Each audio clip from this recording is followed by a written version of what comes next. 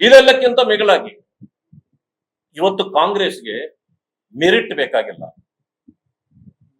ರಾಷ್ಟ್ರದ ವಿರೋಧ ಪಕ್ಷದ ನಾಯಕರಾಗಿರ್ತಕ್ಕಂಥ ರಾಹುಲ್ ಗಾಂಧಿ ಅವರು ಮೊನ್ನೆ ದಿವಸ ಬರ್ತಾ ಇದೆ. ಈಗ ಯಾವುದನ್ನು ಕೂಡ ಮೆರಿಟ್ ಮೇಲೆ ತೀರ್ಮಾನ ಮಾಡಬಾರ್ದಂತೆ.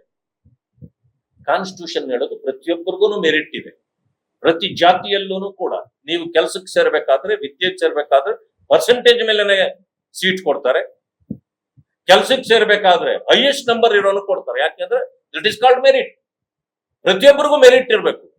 ಅದು ಜಾತಿಯಲ್ಲೇ ಇರ್ಬೋದು, ಯಾವ್ದ್ರಲ್ಲೇ ಇರ್ಬೋದು. ಆದ್ರೆ ಎಂತ ಅವಿವೇಕಿ ಇದ್ದಾರೆ ಅಂತಂದ್ರೆ ನಮ್ಮ ದೇಶದ ವಿರೋಧ ಪಕ್ಷದ ನಾಯಕರು, ಅವರಿಗೆ ಮೆರಿಟ್ ಬೇಕಾಗಿಲ್ವಂತೆ. ಜಾತಿ ಆಧಾರದ ಮೇಲೆ ಕೊಟ್ಬಿಡ್ಬೇಕಂತ. ಜಾತಿ ಆಧಾರದ ಮೇಲೆ ಕೊಡ್ತಾರೆ. ಯಾವುದೇ ಜಾತಿ ಇರಲಿ, ಆ ಕ್ಯಾಟಗರಿ ಬಂದಾಗ ಹೈಯೆಸ್ಟ್ ನಂಬರ್ ಇಂದಾನೇ ಪ್ರಾರಂಭ ಆಗುತ್ತೆ. ರಾಹುಲ್ ಗಾಂಧಿ ಅವರಿಗೆ ಮೆರಿಟ್ ಇಲ್ಲದೆ ಇರಬಹುದು ಈ ದೇಶದಲ್ಲಿ. ಅವ್ರಿಗೆ ಮೆರಿಟ್ ಇದ್ದಿದ್ರೆ ಇವತ್ತು ಅವ್ರು ಏನೇನೋ ಆಗ್ಬೋದಾಗಿತ್ತು. ಅವ್ರಿಗೆ ಮೆರಿಟ್ ಇಲ್ಲ. ನಿಮಗ್ ಮೆರಿಟ್ ಇಲ್ಲ ಅಂತ ಹೇಳಿ ಯಾರಿಗೂ ಮೆರಿಟ್ ಬೇಡ ಅಂತೀರಿ ನೀವು? ನೋಡಿ ನಮ್ಮ ಪರಿಸ್ಥಿತಿ ಹೆಂಗಿದೆ ಅಂದ್ರೆ, ಈ ದೇಶದಲ್ಲಿ ಒಬ್ಬ ಮಹಿಳೆ, ಗೌರವದಿಂದ ಹೇಳ್ತೇನೆ ಅವ್ರ ಬಗ್ಗೆ, ಮಂತ್ರಿ ಆಗ್ಲೇ ಇಲ್ಲ, ಮುಖ್ಯಮಂತ್ರಿ ಆಗ್ಲೇ ಇಲ್ಲ, ಪ್ರಧಾನಮಂತ್ರಿ ಆಗ್ಲೇ ಇಲ್ಲ.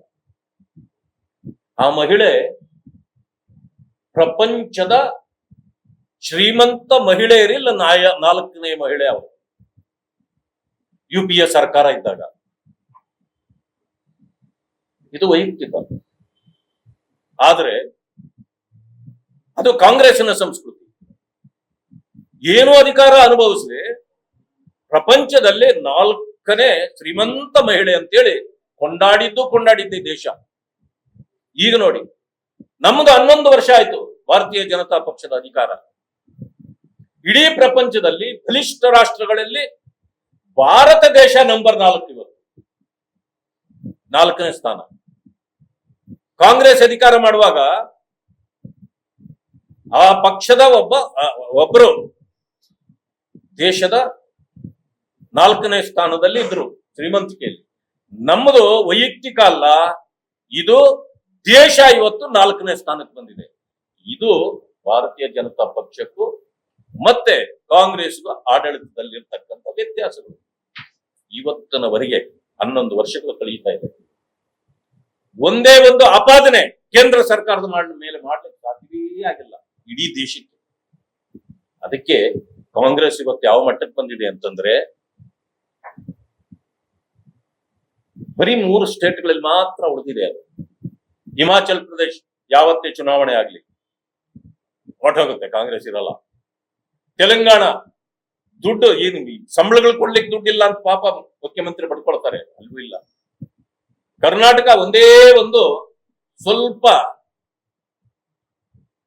ನಮ್ಮಲ್ಲಿ ಸ್ವಲ್ಪ ನಡೀತಾ ಇದೆ. ಯಾಕೆಂತಂದ್ರೆ ನಮ್ಮ ರಾಜ್ಯ ಒಂದು ಕಾಮಧೇನು ಇರೋ ರೀತಿ ನಮ್ಗೆ. ಆದ್ರೆ ಕಾಂಗ್ರೆಸ್ ಕಾಮಧೇನು ಕೆಚ್ಚಲನ್ನೇ ಕೊಯ್ತಕ್ಕಂಥ ಕೆಲಸವನ್ನ ಮಾಡ್ತಾ ಇದೆ.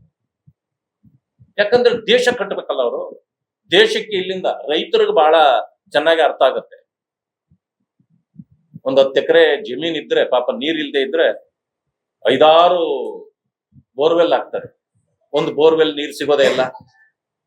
ಒಂದು ಬೋರ್ವೆಲ್ ಬತ್ತಿಯೇ ಹೋಗಿರುತ್ತೆ. ಮತ್ತೊಂದು ಬೋರ್ವೆಲ್ ಅಲ್ಲಿ ಎಲ್ಲೋ ಸ್ವಲ್ಪ ಬರ್ತಿರ್ತದೆ. ಯಾವ್ದೋ ಒಂದ್ರಲ್ಲಿ ಚೆನ್ನಾಗಿ ಬರ್ತಿದೆ ಅಂತಂದ್ರೆ ಪಾಪ ಆ ತೋಟಕ್ಕೆಲ್ಲ ಅದರಲ್ಲೇ ನೀರು ಕೊಡ್ಬೇಕಲ್ಲ, ಒಂದೇ ಬೋರಲ್ಲಿ. ಹಾಗೆ ಇಡೀ ರಾಷ್ಟ್ರದಲ್ಲಿ ಬೋರ್ಗಳಲ್ಲಿ, ಕಾಂಗ್ರೆಸ್ ಬೋರ್ಗಳಲ್ಲಿ ಕರ್ನಾಟಕದಲ್ಲಿ ಮಾತ್ರನೇ ನೀರಿರೋದೀಗ. ಅದಕ್ಕೆ ಪಾಪ ಎಲ್ಲಕ್ಕೂ ಹಂಚ್ಬೇಕಲ್ಲ ಅದು. ಆ ಕಾರಣದಿಂದ ಪಾಪ ಇವತ್ತು ಸಂಪೂರ್ಣ ಭ್ರಷ್ಟಾಚಾರದಲ್ಲಿ ಈ ಸರ್ಕಾರ ಮುಳುಗಿದೆ.